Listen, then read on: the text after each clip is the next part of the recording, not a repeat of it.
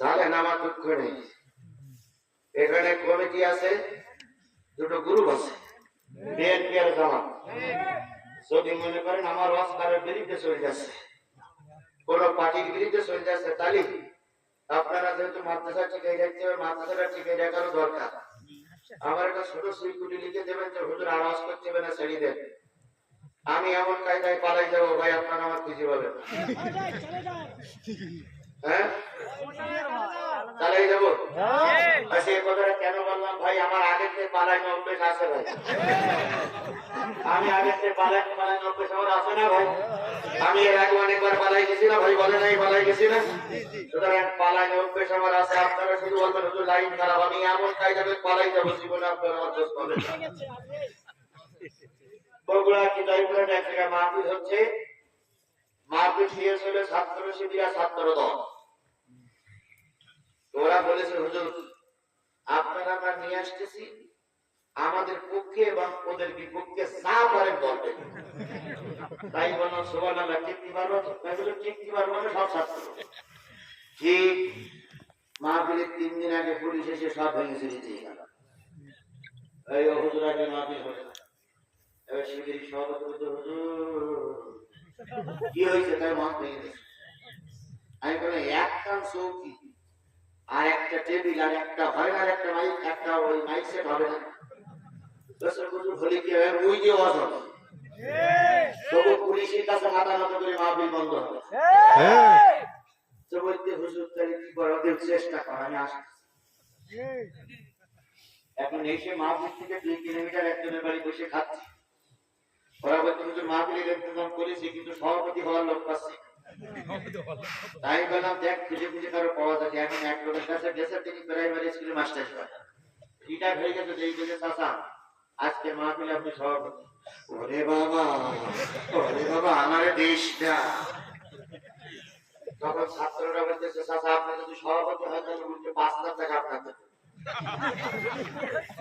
সভাপতি হলে মাহফিলে টাকা দেয় কত, আর কমিটি দেবে 5,000। কোনো লোকের একটু টাকার লোক, তাই যদি 30টা জায়গা হয়ে যাক বললি আগে হুজুরি খাবে, তারপর তো না আর হয়ে যাক, তুই দিয়ে আমার নাম ঘোষণা কর।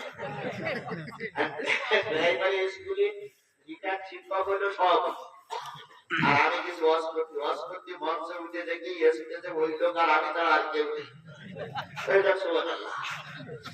মাইকালা ডেকে বললাম সব, মাইকালা ডেকে বললাম তোমরা শোনো, আমি যতক্ষণ মঞ্চে থাকবো ততক্ষণ আমাদের খেয়াল করবা। কেন? আমি বললাম যদি দেখি পুলিশ চোখ নিতে পারবো, লাইট অফ করতে, সেই ফাঁকে আমি মারবো তো।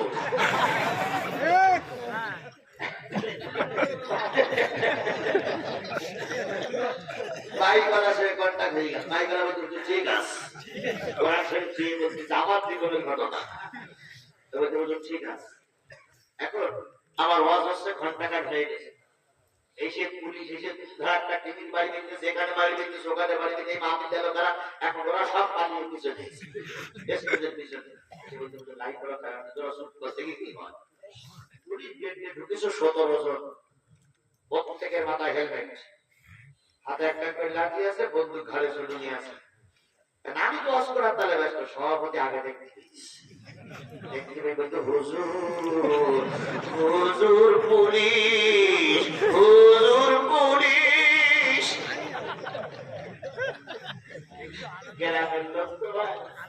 তাই না হুজুর আপনি বলে গেলে ওরা তোমার ধরি ভাবে চুপ করে। পুলিশ সংসদ করে আসছে, আর পিছনে আছে আওয়ামী লীগ, ছাত্রলীগ, যুবলীগ, বেতরাত লীগ, পাইকানা লীগ, লিগই জেলা। এখন আসতেছে বেড়ে 31 পুলিশ যখন এক সিঁড়ি উপরে উঠেছে আর এক সিঁড়ি নিচে আছে, তখন এই মাইকেরা বললাম ও দেশে লাইট অফ। এখন ভাই হঠাৎ করে লাইট অফ করে তুমি পাশের কিছু হলো বোঝা যায়, বোঝা যায়। পুলিশ পড়ে গেছে ঠান্ডা, আর আমি সেই ভাগে 2 চেয়ারে ওই পাশে কাপড় ছিঁড়ে কাপড়ে গিয়ে পড়েছি, ওই পাশে বললি ওই পাশে আছে সিবিআর দিয়ে, ওই পাশে ওরা নিয়ে বলো। আমি যখন চলে গেছি মাইকালা তখন শুয়ে গেছি, পুলিশ এসে বলতেছে চাচার বলতে চাচা সে হুজুর কোন তো এই জায়গায় তো ছিল কারেন্ট চলে গেলে পানে গেল এই জায়গায় তো ছিল তখন পুলিশ বলছে হুজুর পুলিশ বলছে চাচা এটি মারতেছে না এটি মারবো কেন বাবা এই জায়গায় তো ছিল তুমিও তো দেখিস কারেন্ট চলে গেল কোন দিক থেকে সেটা কি করবো ভাই আপনারা কেউ হুজুর দেখেছেন তো জনগণ বলছে না না না হুজুর কবে গেল ভাই কালা তো এই লাইট অফ করে দিতে ভাই কালা বলছে লাইট কেন অফ করেছি আপনার সরকারি কারেন্ট বন্ধ করতেছে তখন পুলিশ বলতেছে এরা সবে 100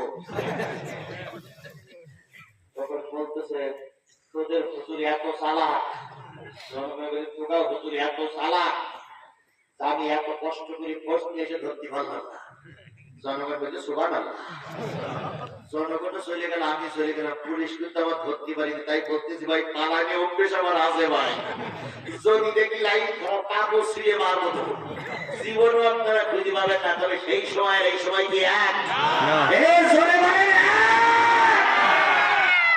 এখন আমরা ময়দানে আছি ময়দানেই থাকবো ইনশাআল্লাহ ওরাই জন্য যদি আদালত চলে যেতে হয় ওরাই জন্য যদি আদালত আমরা বোঝা বাতাই করে দিতে হয় কোন অবস্থায় দেশ মুনাফিকদের হাতে তুলে দেব না যে কোনো কায়দায় দেশ কোরআনের হাতে তুলে দেব যারা বাধা দেবে আল্লাহ তাদের উচিত শিক্ষা দেবে আর আমরাও তাকে গিয়ে চালাই ফেলবো শক্তি আছে তো আপনাদের আছে তো আপনাদের বুকে হাত দিয়ে দেখেন তো মরে গেছেন না বেশি আছেন তো দেখেন ছোট ছোট ছেলেমেয়ে গুলো দেখেন একটা দেখেন তো 5 বছর বয়স হয়ে একটা দেখেন তো 3 বছর বয়স হয় মার করে তাই সই একটা দেখেন